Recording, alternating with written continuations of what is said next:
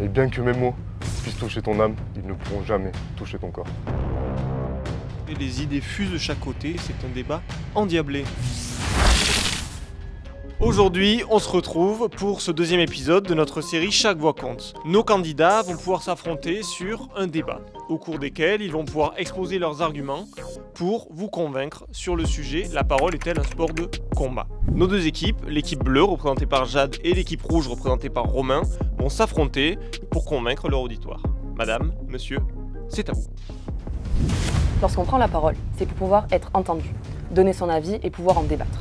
Pendant un débat, on s'affronte à coups d'arguments et on espère finalement obtenir la même chose que pendant un combat, la victoire. Mais cette fois-ci en obtenant la conviction de notre auditoire. Le mot débattre est composé lui-même du verbe battre, donc ça révèle tout son sens finalement. Tu as commencé ton argumentation par la prise de parole. La prise de parole dénote complètement avec le sport de combat. Elle est la façon pacifique de résoudre les conflits.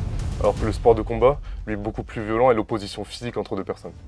Le combat est effectivement associé à une confrontation physique, mais la prise de parole l'est tout autant. Parler, ce n'est pas seulement du verbal, c'est aussi avoir de la prestance, une bonne posture et maîtriser le non-verbal. La forme a tout autant d'importance que le fond. Pour rappel, le sport de combat suppose un contact physique. Et bien que mes mots puissent toucher ton âme, ils ne pourront jamais toucher ton corps.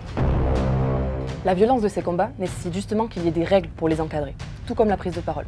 Pendant les débats présidentiels, par exemple, la présence d'un arbitre prouve qu'on est face à un combat entre deux candidats. Il va répartir la parole entre ces deux-là, qui vont devoir se soumettre aux règles de mise en scène et se battre verbalement.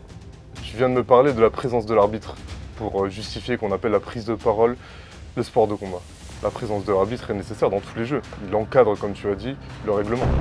Merci à tous les deux pour ces beaux arguments, c'était un très beau débat. Maintenant, c'est à vous, dans les commentaires, de nous dire laquelle des deux équipes a remporté ce débat. Donc, à vous de jouer.